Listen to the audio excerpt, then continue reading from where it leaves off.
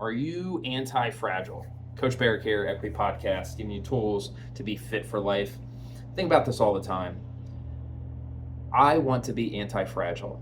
I want to be somebody that can handle stress, that can grow from it. Just like a muscle, when it's used, when it's stretched, when it's stressed, that muscle gets bigger and it gets stronger. Now, if you put too much stress on that thing, it breaks. That's not good. Being fragile means you break underneath stress. Being resilient means you can withstand it. And being anti-fragile, which is what I want to do, which is what we're trying to do here, is build anti-fragile people, is that you grow stronger because of it. And it's not just physically, it's also mentally. Dude, a lot of times the workouts, it's not just the physical challenge, it's the mental challenge that you have to get through. Man, double unders are really frustrating. Can you withstand that stress mentally? Hey, it's 90 degrees with 90% humidity. Can you stand that stress? Can you grow from it? Can you get better from it? Can you lean into it? I like working out when there's a heat advisory. Maybe because 90% of the things I do is for spite, but that's beside the point. I also feel like it adds adversity to that workout. Now, I make sure to stay within myself, make sure I stay safe, but I'm still going to work out when it's hard or not ideal. There's plenty of people out there in the world that have to do things in non-ideal circumstances, and I'm going to be one of them. So this whole concept kind of got me thinking as I was watching a video somewhere, and it was Ray Allen talking. He was a basketball player. And he was talking about, his kids, and he's like, "Hey, I told my son about this story. It's the boy in the cocoon." So the boy's walking through the woods and finds a cocoon, and he's watching this butterfly struggle to try and get out of the cocoon. And after a while, he helps the butterfly and snips open the cocoon so it can just get out, and it gets out very easily. But the wings are shriveled, and then it can't fly, and it dies.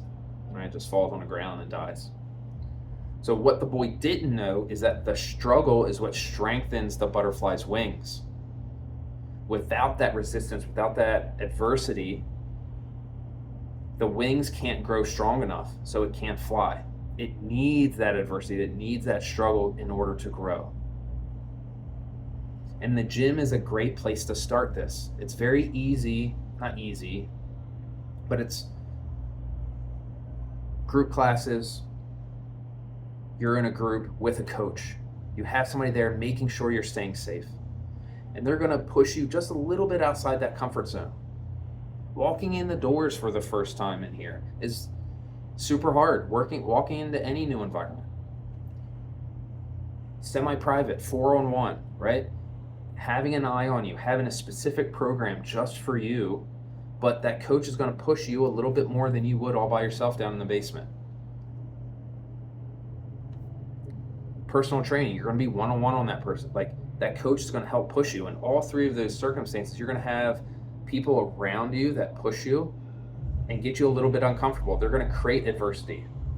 They're going to create resistance so you can grow as a person.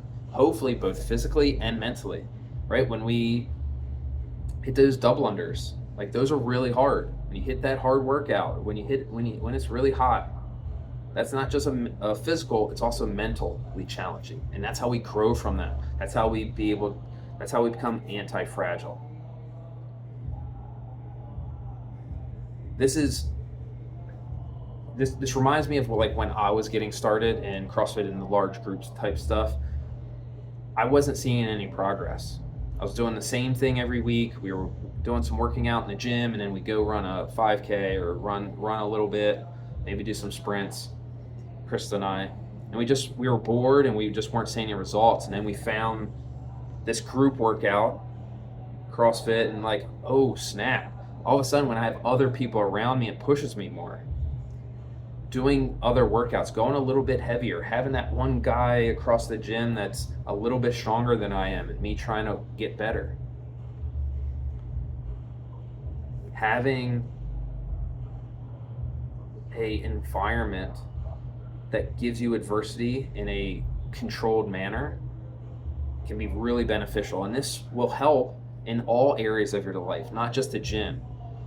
It's obviously going to help in the gym, both mentally and physically, but we can also use this concept in coaching, in parenting, in relationships. Like, we don't want to be that overprotective parent that doesn't let their kid do anything. That's how, they don't grow from that. They don't get better from that.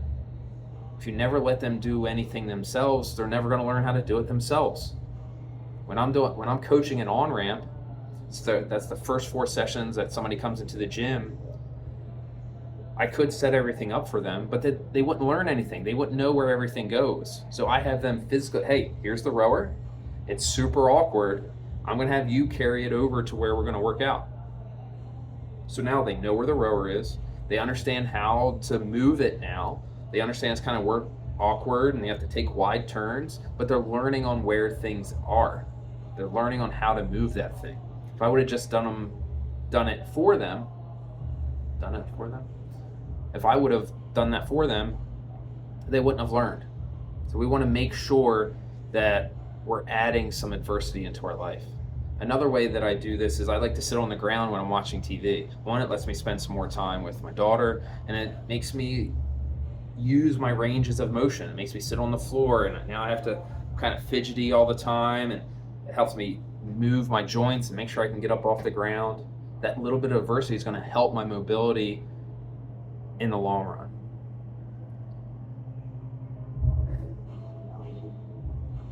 So if we're in the gym, if we're parenting, if we're trying to get better in our career, we want to embrace controlled discomfort.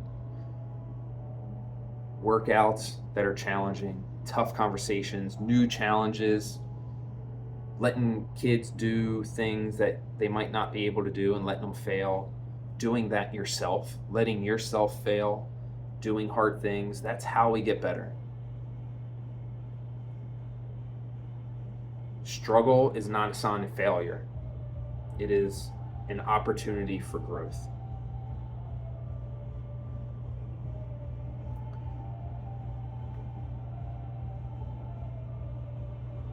When we're at the gym, we're going to use that adversity to get better. And this is what we want to do here. The main thing that we do here is change people physically, but I hope the bigger, the more impactful change is between the ears. When you understand you can do something hard in the gym, you understand you can do something hard somewhere else. When you understand that doing something uncomfortable can get you closer to where you want to be, you can do that in other areas of your life. And that's what we're trying to do here. We're trying to have more happy, healthy people in the world. Feeling sense of accomplishment is a great way to help build your happiness, to be happier. You don't feel accomplished, you don't feel good about yourself unless you do something hard. You do something you've never done before.